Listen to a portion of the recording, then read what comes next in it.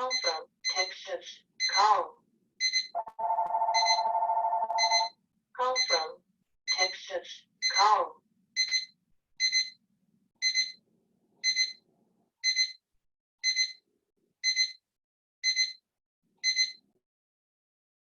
Book to see who that was. Well, Jackson Park is open, so we haven't regressed. in I that know, isn't that great? Oh my Wait a minute, God. haven't we changed that name? It's coming. De-wooded island. Ruth and Larry, it's Mary Napsker. I Hi, haven't Mary. seen Yeah, nice to see you. quite a while. It's delightful where all our gardens are being displayed today. Right. Yes. Fun. Hi, Dorothy. Good morning. Hello. Hello, hello. Oh, Hi, Josie. Oh, Hi. Ah, look at Josie. my goodness, haven't seen Josie in a while either. Oh, we added up on. Oh, hello, Ruth and Larry. This is Gary Worcester. You don't know me, but I'm moving into you're at the Barclay, aren't you? Yes, we Yeah, are. I'm moving in the end of next week. Oh, which unit are you moving into? 6F. 6F. Oh, good. welcome. Yeah. Great. Thank you. Hi, Okay, just the, remind Zoom, So, the Zoom garden tour. Oh, I can't see you. Okay, great, bye. People downstairs move for the person. Never know if she's people or person.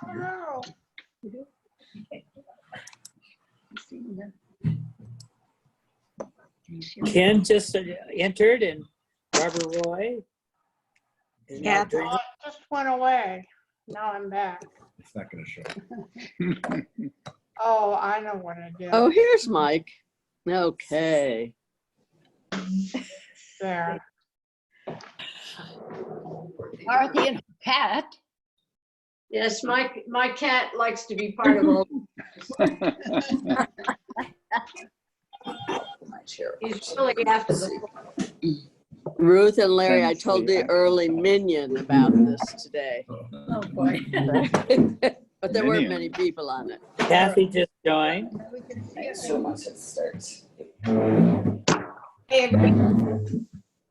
Hey, Kathy. So we have quite a crowd. It's Oh, 12:01. hi. Shall we start? Yeah. Kathy. Yes. 20 people. at least. Hi. Should we go ahead and start, folks? It's we've got a lot of good information to share. So my name's Barbara Norsch. I am on the board of Chicago Hyde Park Village, and I am a member of the program committee. And we're really pleased to try this creative experience of the first annual garden tour of Chicago Hyde Park Village, first annual garden tour. We got to talking about topics for our drop-ins, and wanted to realize that gardening has been a source of solace for many of folks in Hyde Park. And people have shared individual pictures on some of on Good Neighbors and places like that of the beauty in their garden and their yard. And we thought we could do our own virtual garden tour. Long way. And so that's what you're going to experience today. And we're really excited for people to share their pictures and talk about their gardens. And at this point, I am going to turn the program over to our Executive Director, Michelle Dassinger, who will explain what's going to happen in the next hour or so. So Michelle, on to you. Hi, everybody. Thanks, Barbara. Also, give my thanks to Josie and Rita and Sylvia and Susan, who were part of the original group that came up with this idea that now we're experimenting with today. And I also want to give you a tiny preview of what we have in August, because we've got 2 more great programs coming up in August. On the 12th, we'll have Molly Stone, who does all kinds of things related to music, particularly with the Chicago Children's Choir. And then on the 26th, we'll have Spencer Bibbs, who is going to share some of his photography of outdoor art in and around Hyde Park. So we're going to have 2 more great programs coming up in August. I'm going to turn it over to Gary for a minute, and then we'll have Sarah, who who's going to share more about the flow of the day. But I just want to turn it over to Gary for a minute. Thank you, Michelle. My name is Gary Worcester. I have the honor of being the current president of Chicago Hyde Park Village. And I'm talking because I'd like to have a solemn moment. Many of you may know, maybe not all of you may know, that Sammy Dorch, a longtime Hyde Parker and activist, passed away this past Saturday suddenly in her. That's Sammy Dorch. Sammy Dorch. It's still very new. I'm not going to try to do a summary of Sammy's career, but suffice it to say, she was someone who, the academic community, the church community, and just the broader community, and all the things that she's done. She was soft-spoken and very much a pleasure to work with.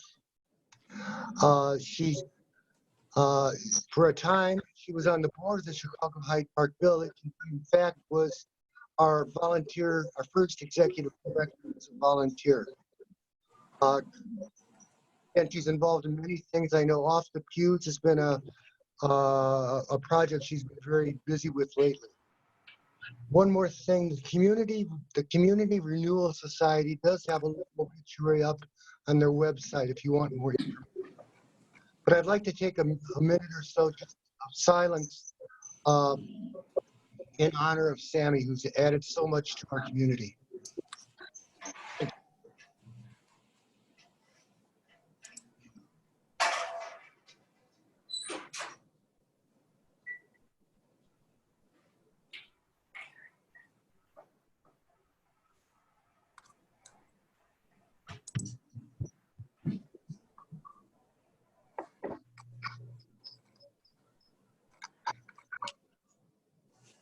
Well, I can't think of a better way to honor Sammy than to be quiet for a minute and And I want to thank you very much. She was a very, very close friend of mine, and she will be very much. I hope that in another in a little while, when we have our next newsletter out, we have more information about Sammy then. Thank you. Thanks, Gary. Now I'll have Sarah introduce our program for today, the virtual garden tour. Okay, so I'm Sarah. Thank you all for coming. I really enjoyed getting to meet all of you and see all of your beautiful gardens. So we're gonna show on our screen the presentation, and then each gardener gets about 5 minutes to discuss their slides. And then at the very end, there will be about 10 minutes for questions and comments. And if you have anything to say during the presentation, just put it in the chat box, and then you can unmute yourself at the end. And I think that's pretty much it. Yeah. Yeah. Yeah. So I've just been going around to people's gardens and taking pictures and then put them into the slideshow. So that's what we're going to show you now. So let's see. Share. Oh, and then I'm going to speak for Judy, who is not going to be here today. Just one moment. Share. We'll just hit present there. Yeah, it's fine.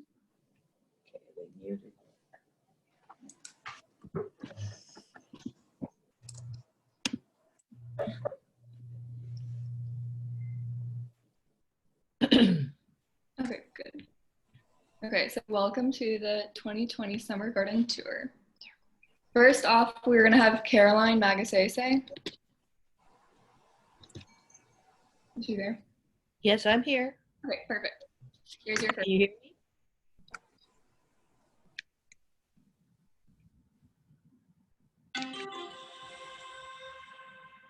So can everyone see the first slide with the beginnings of Carolyn's garden?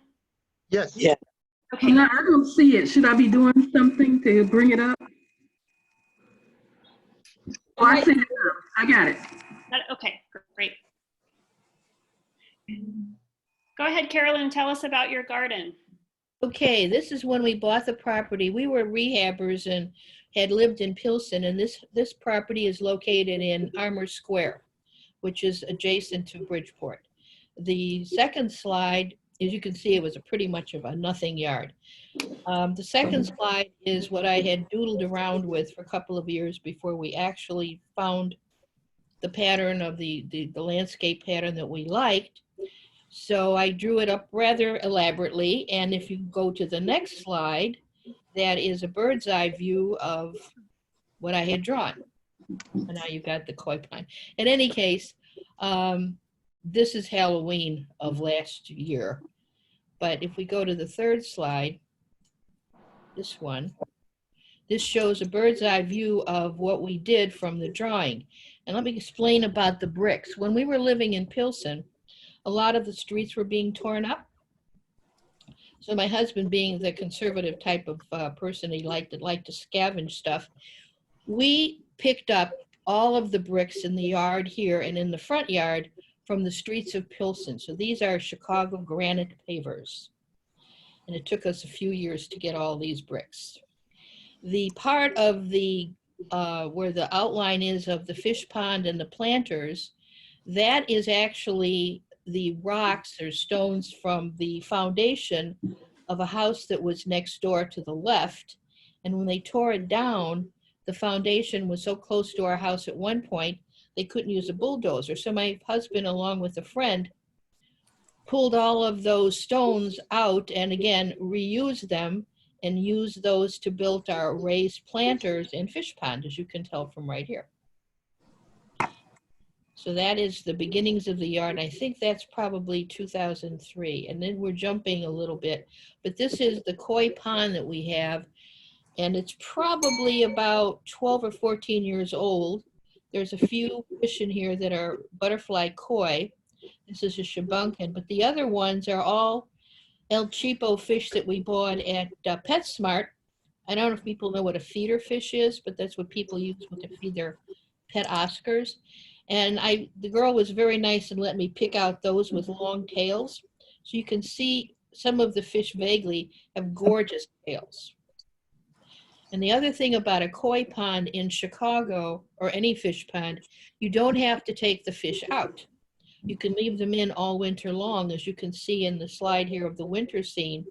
And all we do is put a heater in the pond to keep it from icing over. And there's a little bubbler in it that keeps the water moving. And the fish kind of go into suspended animation when the water temperatures get down to 50, and they stop eating. So you don't feed the fish during the winter. They're sort of hibernating through the whole season. And then they start becoming active again when the water temperature gets up over 50, maybe to 60 degrees.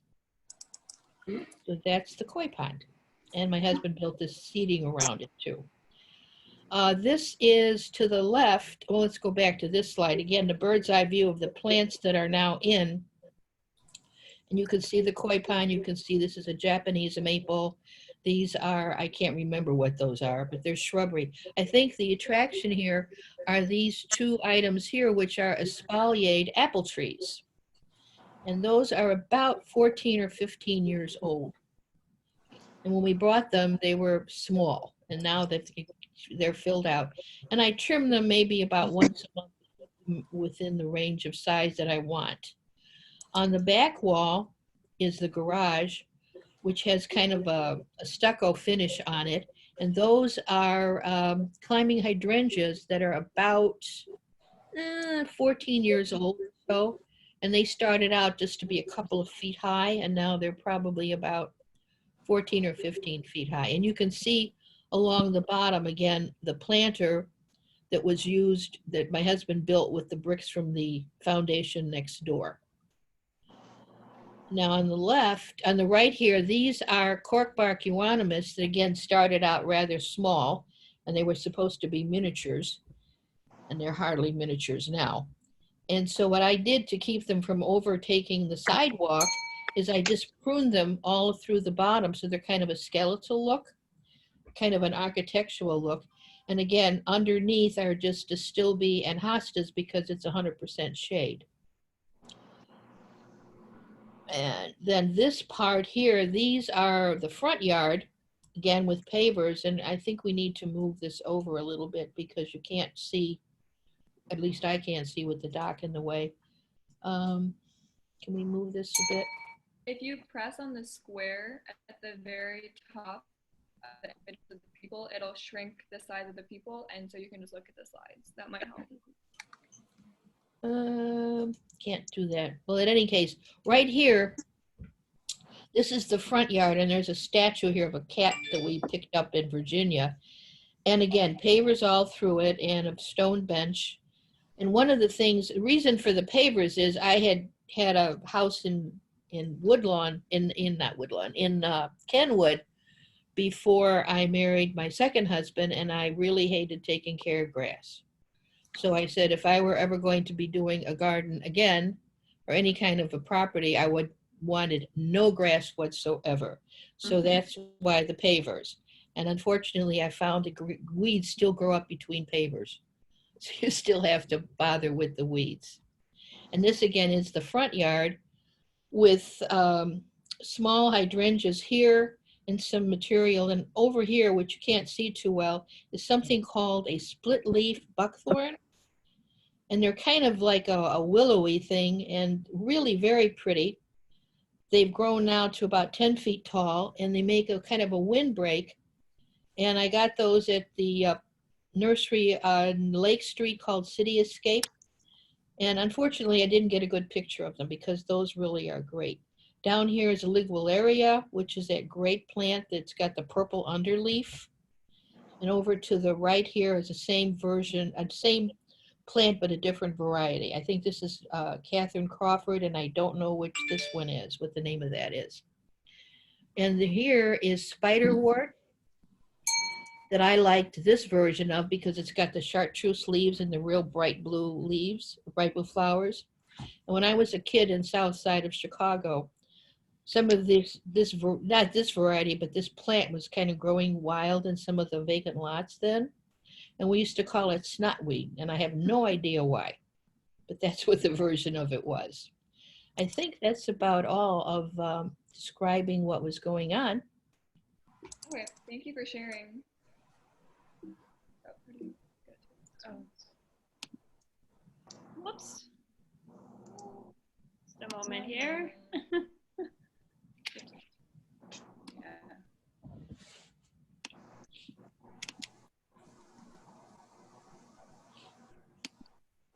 Okay, so next we have Dorothy Strang. Dorothy might be muted. No, I'm unmuted now. This is really a wonderful contrast because what you will be seeing are Sarah's photos that she took of the Cornell Oasis, which is a community garden, more exuberant than controlled, I would say. But in contrast to what you've just seen, it is a wonderful higgledy-piggledy juxtaposition of many people's styles of gardening. Are we going to see some pictures, Sarah, or just this title page? One of the wonderful things about the Oasis is that it is a hidden gem. And I didn't know about it until I moved into something over 2 years ago into 5000 East End. First time in my life I'd ever lived in an apartment with no access to the outside. So when Ruth Bloom actually was the first person to walk me through the Cornell Oasis 2 springs ago, and as soon as I saw it, I knew it was going to, if I could get a plot there, it was going to be the place that saved me. And it is proved that way. The entranceway, as you can see, is a path through some woods. A lot of you, or some of you I know the name of Gerda, and I can't remember Gerda's last name, but this Cornell Oasis was the third and last of the community gardens that Gerda made happen in East Hyde Park. Throughout these woods are intentional plantings of all kinds of things. Right now, there is a huge stand of bright red monarda, which surprised me last summer when I saw it for the first time. I thought, monarda or bee balm needed copious sunshine, but this is in the woods itself. As we move, are we gonna, Sarah, are you moving these along? Or do I have? No, just let me know when you'd like to see the next slide. Yeah, And I can do the next one. Once you come out of that little set of woods, then you see stretched out essentially on the embankment of the Metro tracks. It's between Cornell Avenue that goes down to 47th Street and the Drive and the Metro tracks. And there are 29 plots. It is now Park District, officially Park District land. One of the things that that means is that all beds have, if you're going to, particularly if you're going to plant anything edible, has to be at least 6 inches of soil brought in, because Chicago's soil is so full of lead and other toxins that nobody should be growing anything they're going to eat in there. So there are old railroad ties which make up most of the raised beds. Some of them you can see to the right of the tools are really quite high. Mine is not that high, but the Park District has also in the last couple of years provided some siding for raising other parts of beds. One of the things I love about the communal garden is that these tools are there for anyone to use. And in the 2 years I've been part of the garden, not one of them has disappeared. Some new ones get added from time to time that people find and donate. But it is a wonderful tribute, I think, to the power of community gardening that these tools are still there. They just don't get run off with, which is a wonderful thing. Yeah, Sarah, you can move on. Sarah took these photos probably not even a month ago. And I think the next one, hello? Yes. Yes, the next one shows me watering some tiny little zinnia seedlings. I think it was 3 weeks ago, maybe. Those zinnia plants now of all different kinds at the cosmos along the front of that raised bed are now 2 feet high, 3 feet high. And if we come back to a shot of me sitting here in my kitchen, I have a picture, one of my favorite pictures, filled to overflowing with one day's harvesting of zinnias from 2 days ago. So things grow very fast. I like, in my various gardening iterations over the years, I like structures, and I like to create some little structures to plant in amongst and between. You can see that I've laid out some bricks, mostly just found around, and made a couple of little pathways in there. The containers, there are 2 containers of nasturtiums that bloomed magnificently for about 3 weeks and now have almost completely died off. Who knows why? On the right there in the container is a mandevilla, which is a tropical plant that I bought at Home Depot last summer and amazingly wintered over in my apartment and took back out and wondered, will it ever become its whole self again? Yesterday, when I looked at it, I found 4 incipient blooms. So it will bloom again, and I consider that a great triumph. I love to just see what happens with gardening. I have decided in my Cornell Oasis gardening, after years of doing plenty of vegetables in other places, only to do flowers and herbs. This is the herb garden, which is over just opposite the tools. Most of the herbs in my herb garden were transplanted from a plot I had last summer, transplanted last fall. So there's a huge thyme in there. There's a rue right in the center of that left-hand one is a beautiful rue plant that wintered over, as did the thyme, as did the oregano, which is kind of in the middle foreground, as did a huge, I can't remember what it's called. A lemon balm is in another corner. I added the lavender, and just to the right of the lavender is some chamomile. I added that this year. Over in the right-hand picture, in the lower right-hand corner, is the lemon balm. It's about twice that size now. Right behind it is some sage, which also wintered over, and some other various things, a little bit of salvia, not an herb, in the lower left-hand corner. Anyway, what I love is a place to be outside. This garden is filled with butterflies and insects and bird song. And it is what gives me heart, not only in this pandemic year, but always, you know, it is a wonderful place. The pandemic meant that officially Park District land was closed, but about half of us went out and gardened anyway, and we're still here to tell the tale. This is a little present from a younger gardener who's does physical therapy with COVID patients at the University of Chicago hospitals. Her name is Stephanie, and she leaves little surprises like that in my herb garden, which I think is sweet. All right, thank you. Okay, thanks. Thank you, Dorothy. Next, we have Sylvia Dawson.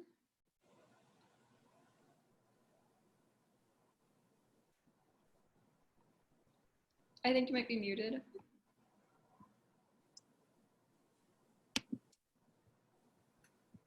Sylvia? Got it. I had to unmute. No okay. problem. I don't really think of myself as a gardener. I like to think of myself more as a biologist. And gardening just seems to happen. We live in an apartment with 6 units, and we've been here over 20 years, and nobody else has been interested in the garden until recently. So I've, put a little plant here and there. I brought my cuttings from my plants from a house that we had in the suburbs. So gradually, all the plants I was familiar with that I'd had for years and years and years, and now transferred to Hyde Park. I sort of divided the garden up into here on my left is the wild corner. I think Sarah cropped it to look a little tidier than it actually is. It's really, since that picture, has really got very wild. And anything that comes, I don't weed it unless I really have to. And the things just grow. And I planted some milkweed in there that one of our Hyde Parkers let us grow a couple of winters ago. And I have several milkweed plants, and I've had a butterfly, or not a butterfly, a little caterpillar was on it one day, a monarch. So I was very happy with that. The Joe Pye weed that you see there is, it's not ready quite yet for butterflies. It's just coming into full bloom, and all sorts of insects love that. So that's why that's there. And I just leave that just to be wild. Plus, I only have so much time. And it's quite a big garden. And let's see, the wallflowers. I happened to grow these from a packet of seeds. And it took me a while to realize what they were. They must be biennials. So they started up last year, and this year we have these lovely flowers. And I like them. My mother used to grow those. And the iris is an example of the plants. Most of my plants were given to me by friends. And this is one that was given to me years ago when we lived in the suburbs, and I brought a little bit to Hyde Park, and it's still growing now. And I have a yellow one too that somebody else gave me. And it's so lovely to remember the people who gave me plants, and they're all there still, most of them. I also have a corner that's shady, that is hostas and Solomon seal, and it doesn't take much work. I just leave it. And this is a sunny place. All my plants are easy grow, nothing complicated. With the bee balm and the sort of, I don't know their names, the prairie sunflowers, and the larkspur. The larkspur is a biennial. Somebody gave me some long time ago, and these seeds just keep reseeding. They came from the suburbs of Hyde Park, and it's always full of bees and butterflies and wasps and all sorts of other things. I get lots of different sorts of insects coming to my garden. So that's always. Now you should take notice of the right-hand picture, the one before, because now the left-hand picture is exactly the same piece of garden, the same year, and it just shows how things change. So I think this was before, this was in the spring, and the other got towards summer. And I don't know why this bee balm and larkspur's picture is there, but it's just beautiful. So I love it. Okay, so that's my apartment garden. And I think we're going to go on to Amanda's garden. Oh no, we're not. We haven't finished with my garden. Okay, so I said my gardens are all about. Can I interrupt just a moment? We're over at Augustana and the smoke alarm's going off. So we're outside. So we just came outside. I think we'll just stay here. But sorry, just a little distracted. Did you say you wanted to move on to Amanda's garden? No. This is great. I haven't talked about this yet. Okay. Just ran out of the building real quick. That's okay. Oh, okay, thank you. Go ahead.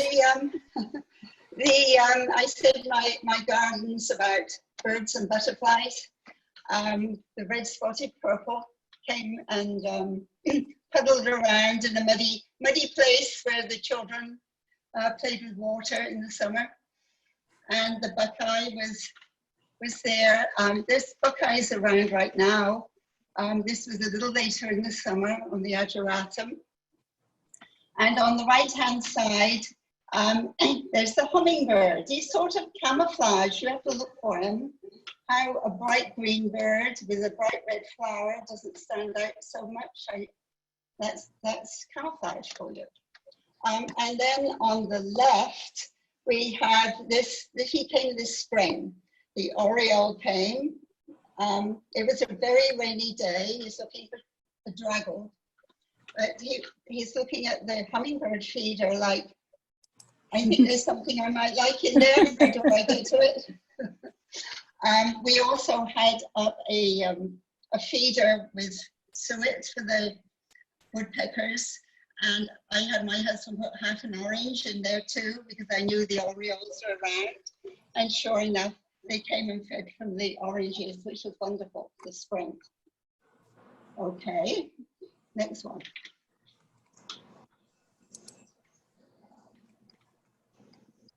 Okay, Amanda's garden. Amanda's, whoops, how about the first one? What I mean? Sorry, they all skipped really fast. That's all right. Here's Amanda's garden. Okay, and can we see the picture? I happened by Amanda's garden. I went and helped weed there once. And I read the little plaque there that told about Amanda, who likes butterflies and flowers. So I said, well, if you give me a little spot, I can grow flowers and maybe the butterflies will come. So that's what happened. Great. My uniform that I wear is a floppy shirt, comfortable pants, a real floppy hat, and it's lightweight and around, and I always have long sleeves and a collar, and I don't wear suntan cream. I don't use pesticides either. So this is, Sarah came to Amanda's garden, and there, right there, we found this swallowtail caterpillar on some parsley. I plant the parsley specially for the caterpillars. They also like carrots and dill, so I put those things in. And the caterpillar has now hopefully emerged into that beautiful butterfly on the right, which I took in my own garden. So that's that picture. Can we see the next picture? Flowers. Whoops. I can't see them. There they are. Like I say, I only grow things easy to grow, and they're pretty much the same flowers as you see in my garden previously. The only different one in there is the mallow. I like the mallow because from now on, we probably won't get very much rain, and the mallow keeps going. It's wonderful. Everything else sort of gets limp and dies and looks straggly, but the mallow just keeps flowering, not quite like it is now, but it does keep flowering. This garden is quite a challenge from that point of view. So I'm looking for things that don't need too much water, because like Dorothy, we're carrying around gallon bottles of water to give them just a little water so they don't die. The milkweed in the corner, the butterfly weed, is a milkweed, and that I grew from seed. So last year, there was just a little teeny tiny plant, but a monarch butterfly caterpillar found it. This year, I haven't seen a caterpillar on it yet, but it does have beautiful flowers, and I have quite a few of those.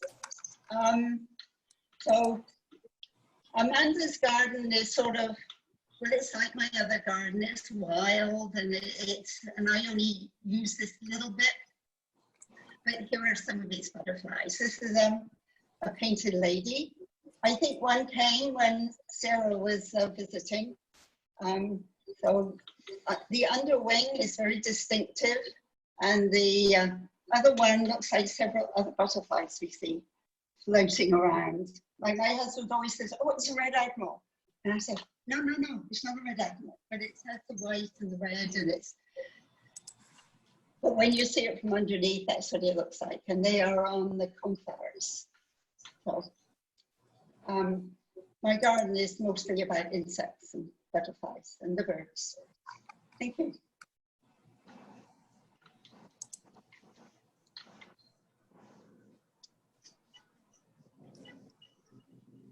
Thank you. Mom, no. Now for something completely different.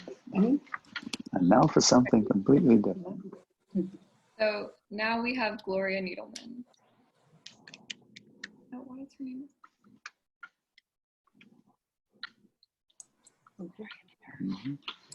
Is Gloria here?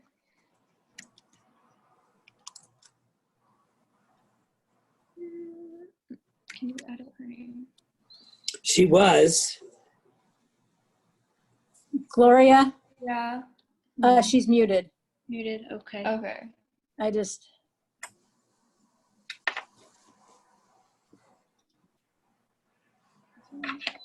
Can you unmute her, Barbara, or ask her to unmute?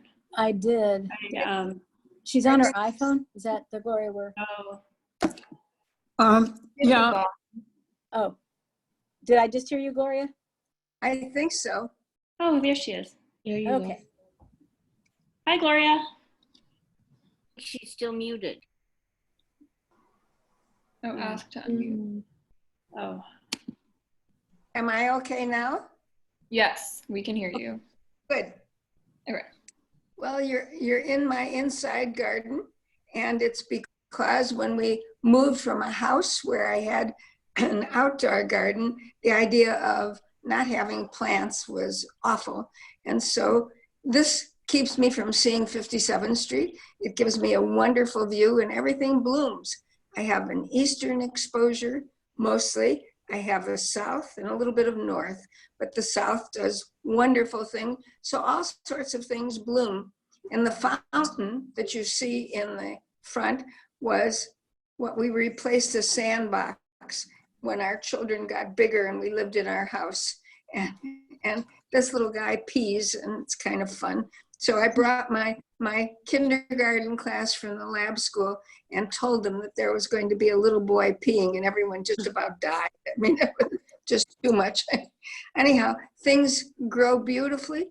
I love it. I spend a lot of time here, and I'm constantly picking things and enjoying it very, very much. My husband built the, well, you can see it in one of the, to the far right is a Norfolk pine that I've had for many, many, many years.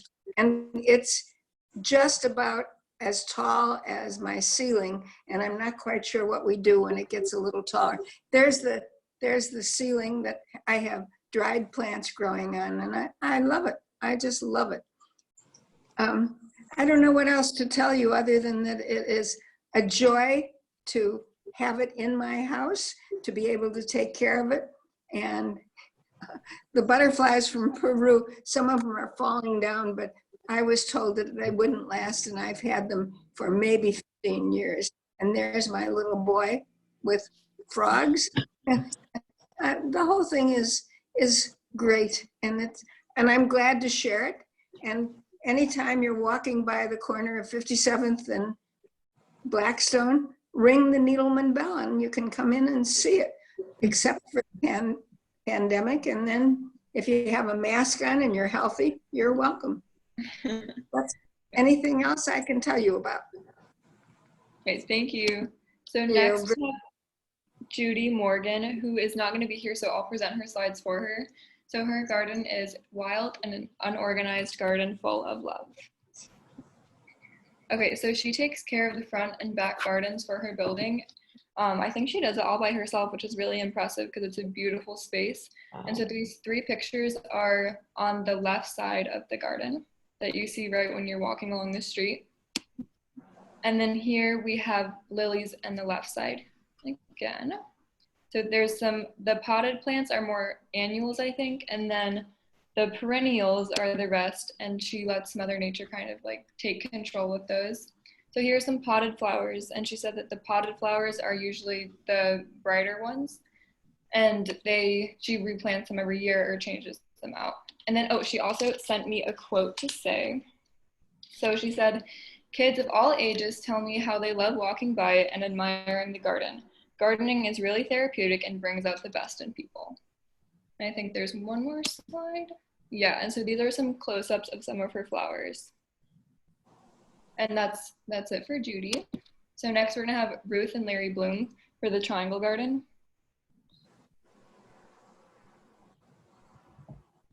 Are you guys there? We are here. Thanks a lot for inviting us. So great. You can go on to the next slide. So we take care of what's known now as the Triangle Garden. And we also moved from a house and didn't know what we would ever do without a garden. So we started by just gardening in the parkway that's on the triangle where the Barclay Apartments sit. So there's the apartment building, there's a parking lot, and then there was just a small parkway with a snub nose.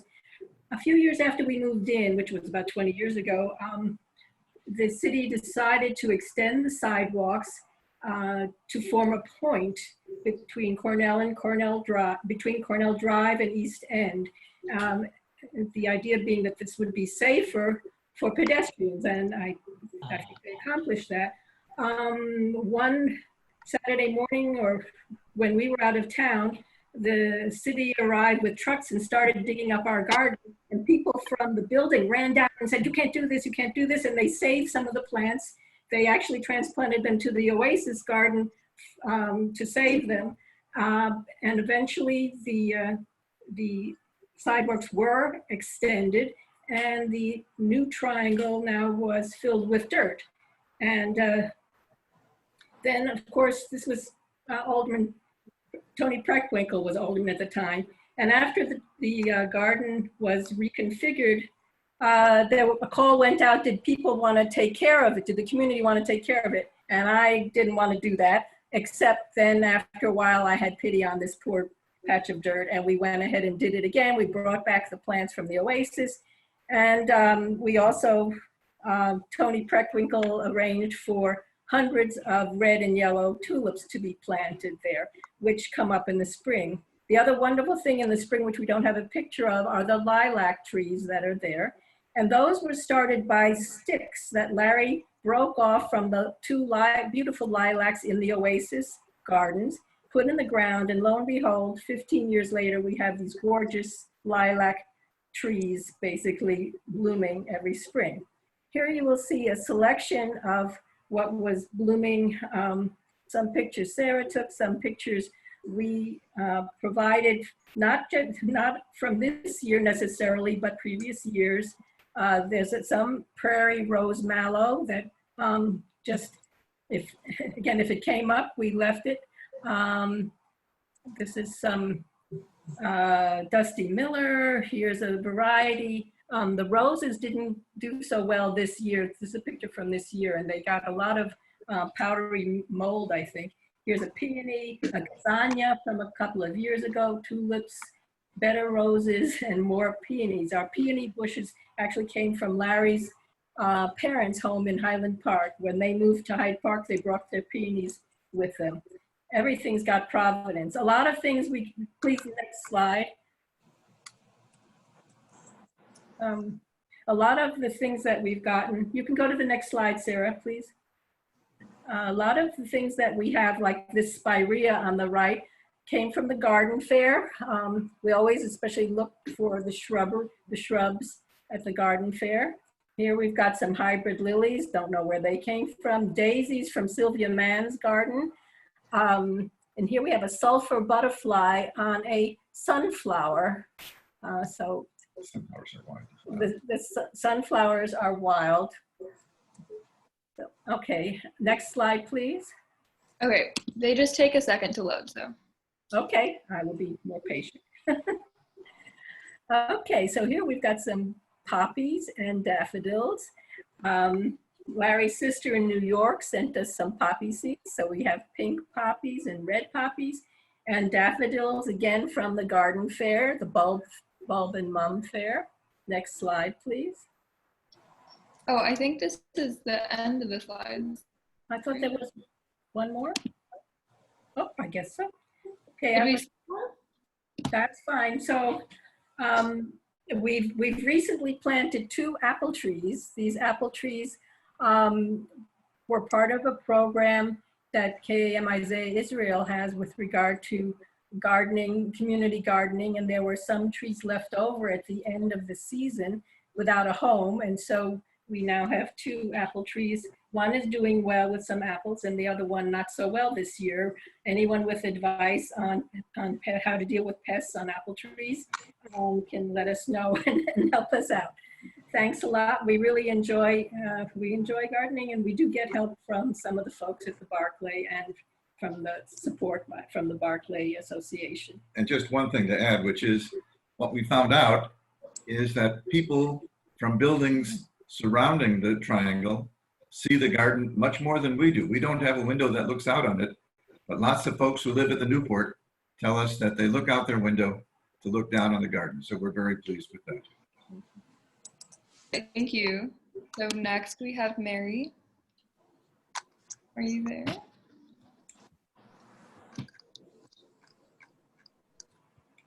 Okay, hello. Okay. So you can go ahead with the slides when I'm unmuted. Can everybody hear me? Yes, you're good. Okay, all right, good. All right, as Sarah quoted me about the overall aspect of my garden, it's really more a focus on design and shape. Although, of course, I spent a lot of time deciding what plants to put in there. But we have a very narrow row house, part of a series across from Kenwood Park. And you have to know you've got a 100-foot lot by 20 feet wide. And that can make things look very long and narrow and extra extended. So I had to decide just how to shape things. And the main focus for me was to create, no, don't move on yet, thanks, was to create essentially 3 different little garden scenes. One on the porch and the railings, a little potted garden, but then it moves into the main garden, which is curved so as to not disappear too quickly, for your eyes to focus on those curves and the perennial beds on either side. But then instead of just going straight on out and making it all look long and narrow, we made a little room in the back, and there are 2 weeping crabs, but then there's a whole little garden in the back, which is my wildflower garden under what used to be several shady trees. And there's a path around the lilac and bird bath that are in that section. So you can either move straight through, but we really designed it to have the 3 little garden rooms. Another way of making it look larger and not so narrow was that we early on with our neighbors, one set of different neighbors that changed was to persuade them to take the redwood slats out of part of the cyclone fence so that we could really incorporate some of their gardens into ours. Unfortunately, everything doesn't work out quite as you planned. This picture at the bottom right overemphasizes the straight line and the limit of our garden. But at good seasons of the flower year, there are many things growing on the fence. So it all becomes part of our garden or simply an extended garden. One of the things we've enjoyed is just sharing with the neighbors. Some things go completely from one garden to the other, as I'm sure many of you are familiar with. Things you never thought you planted have come over either by seed or by underground root systems. So if you move on to the next set of pictures, Sarah. Yeah. Okay, they should show up in a moment. On the top left here, I had mostly pinks and reds that I originally planted. But since they were next to the fence, what ended up happening is those large field daylilies, which are orange, crept under the fence. So all of a sudden I had bright pink and bright orange, which was not my idea at all. So I came up with what I think worked out pretty well, this one kind of daylily, which is pinkish orange. When you look at it closer, you can see the pink striations, but pull all the pinks, oranges, peaches together, and then I think I'm happy with the combination rather than my finding that it's clashing. With perennials, you can't always choose just what they're going to do. Sometimes they don't bloom together. But basically, I've got a combination I enjoy. And it's hard to tell on the far right. The red rose is a climbing rose. So the slats that were taken out of that cyclone fence have been wonderful. The neighbors have a pink rose that comes up and through, and we slightly afterwards have the red rose that comes out. As I mentioned, one of the things that I've done is to have enough flowers on the porch so that that is in itself a focal point. Those you can control a little better. I've got my pink and purple blends. Okay, and you can move on.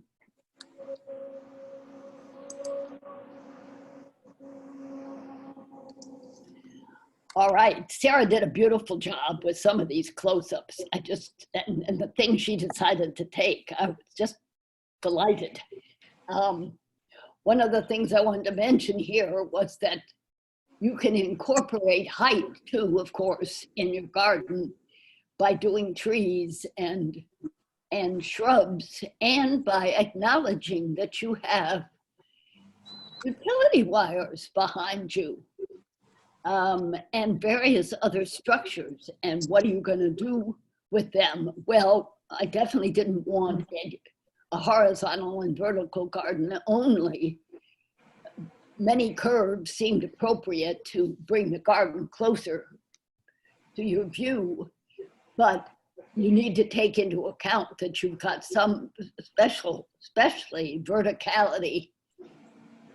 And you can see in the back garden where the bird bath is, that we've got both our own trees, a poor spindly crabapple back there that we should probably replace, but we can draw in or draw up the vision.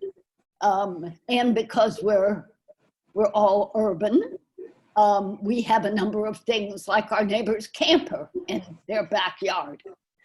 And that we've become very fond of that camper. It's really quite cute. And plants grow up around it until they take it out to the park district areas in Michigan. But I thought I'd point that out. To work with what you have to plant around. Okay, that I think there's one more slide. No, that's it. That's all. I think, yeah, that's all. Okay. Thank you. All right. So next we have Laura Cracky for a spring garden.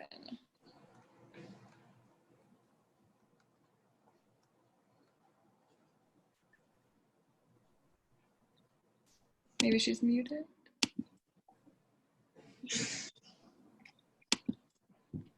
Okay, can you hear me now? Yeah, we can hear you.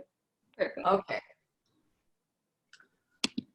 Okay, yeah, this time of year, my garden isn't doing terribly much. It kind of goes to sleep in the midsummer. But I have inside-outside plants. I have a poinsettia, which I have managed to keep over for a number of years. And it goes out on the front porch in the summer, and then it comes into the living room in the winter. And it's in the living room, and it does come back. It's doesn't bloom at Christmas time. It blooms when it wants to. I spent some time living in Brazil and discovered that they were shrubs in Brazil, and they started blooming when the rainy season came. So this gets kind of a dry season and a rainy season. It comes back. And I have amaryllis. So it's something my mother always had, and so I've started growing them too. And they go out in the garden for the summer and get some sun and feed their bulbs. And then before it freezes, because if they can't tolerate a frost, I left one in the ground once and had it freeze, and it just went to mush. So they come in, and I take off all the foliage, and they spend several months dormant in the basement. And then I bring them up like This is probably in February. Okay, next. Okay, mostly a spring and mid-spring garden. So I live in a house that I've lived in for 40 years. Some of the things were in the ground when my late ex-husband and I took it over from his parents. Some things I've planted from my parents' garden, and some things I'm just trying. The snowdrops in the middle, this little group comes out very, very early. In fact, this little group was out in January. So it's always kind of fun to see when are the snowdrops going to come. And the peony over there goes back to my grandmother's garden. My mother took it from the garden at the farm where she grew up, and it was in the house where I grew up. And then when I sold that house, I brought it here. And I've actually sent a piece on to my son and daughter-in-law in Massachusetts. So it's gotten handed down for 4 generations. Now the hellebores are something I've just gotten excited about doing. I wanted something a little taller in that space. And I rescued some initially from the front garden of the house next door. When that was sold, the new owners gutted the inside and completely redid it. And I knew that they'd do the same thing with the yard. So I helped myself to some hellebores, some hellebores and some phlox. And indeed they did, just tear everything out of the front yard. Now this is March. These are the blue crocus, and this is my front yard. And they come up, those crocus are all over. They just spread. And it's to the point where there's some places where I'm trying to dig them up because they're crowding other things. But they are so cheerful when they come up. Everybody is really excited to come by and see them.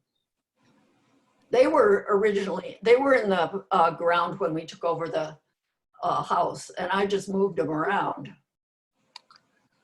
Now, on the left, you'll see I have a ginkgo tree. That is left from my late former husband's parents. His dad was a scholar of Chinese, and so when they bought the house in 1946, they planted a ginkgo tree.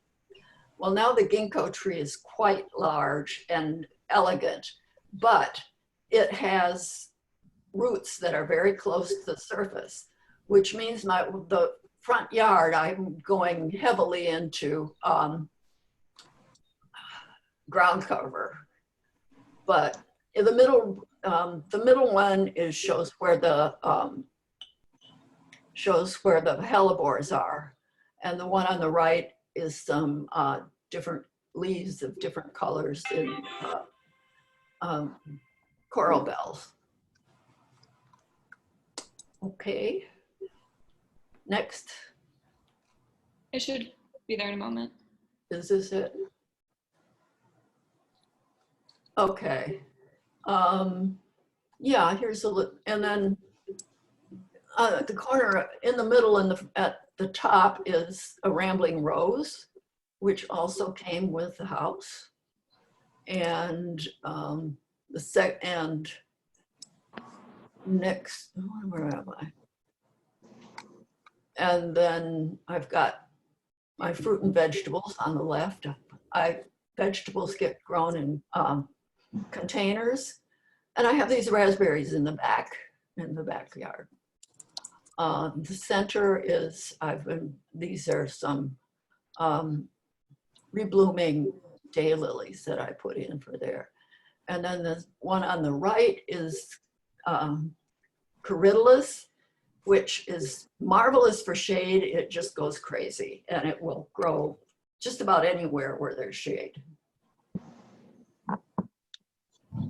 All right, thank you very much. And so last but not least, we have Arcilla for a hodgepodge garden. Okay. Now I call my garden a hodge garden because it's totally, it's unplanned, it's not landscape, it's made up of things that I like and things that have grown in the garden. And I've had it about 20 years. And two things I have a real problem in getting rid of are books and plants. So if they show up, I tend to keep them. The first slide mentioned inside plants outdoors for the summer. Actually, the only one that's inside is the spiderboard, and the rest are pretty much annuals. I do bring in some geraniums and the Rios for the winter, and you know they usually overwinter well when I bring them back out, but they tend to be in my basement and not really on display. This is my backyard, and the plants on the stairs are going up to my porch, which is really like our sanctuary. We have a ton of plants there. We have a seating, so we're able to come out and have our coffee there, and just, it's a nice place to be, especially in the current environment with the pandemic and all that. As you can see, I like bright colors, so I try to choose plants that bloom brightly. Actually, it's quite somewhat better now in the last few days since Sarah took the photographs. A few more things to open up, especially the reels. So it's quite a bit more color. On the right is on the spring type thing. I hang potted plants. Again, mostly animals that contribute to some of the privacy on the porch. And the top are pink geraniums that are really beautiful in full bloom. All right, next slide, please.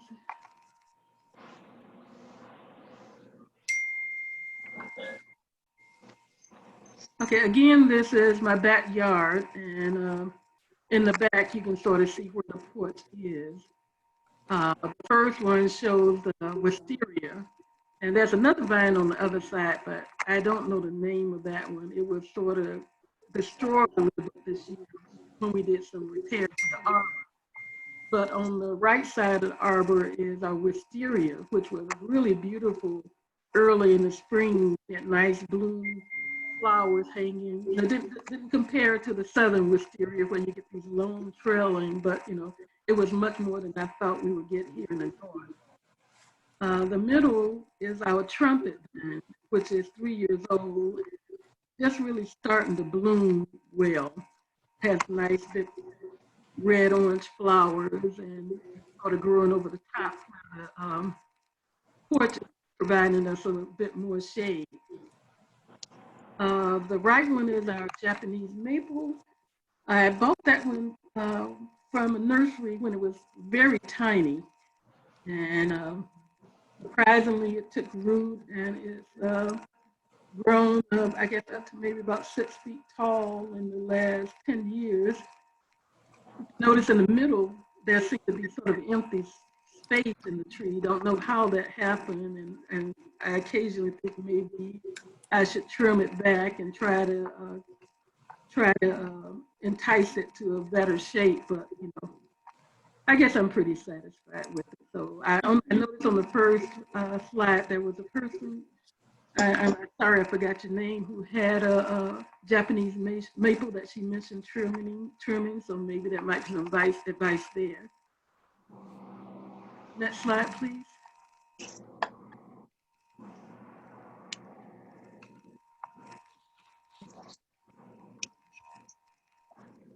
Okay, this shows several views. There's a little bit on the left, a little bit of my front yard, which is,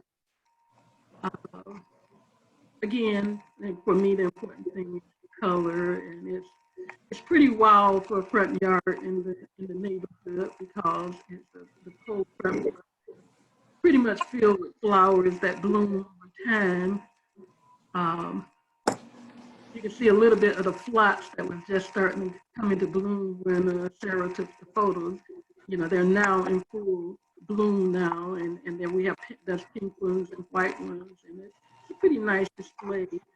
A little later, we have very large hibiscus with flowers that are about 10 to 12 inches wide, and they'll probably be coming in the next couple of weeks. The middle flower is back to the backyard, which shows a small section that I started growing vegetables this year. Previous years, I had a few vegetables in the other part of the garden, but they didn't really do too well. They seem to be doing quite nicely here. I have tomatoes in a pot, and I have a couple in the ground, and I have yellow squash in the middle and some peppers. So just a basic small little garden. The last one on the right is right in front of my porch, and this is sort of a naturalized area of the yard where things have volunteered to grow, and each year I think I'm going to try to control it and maybe do a little bit more planting, but then I always get fascinated with the growth and weeds.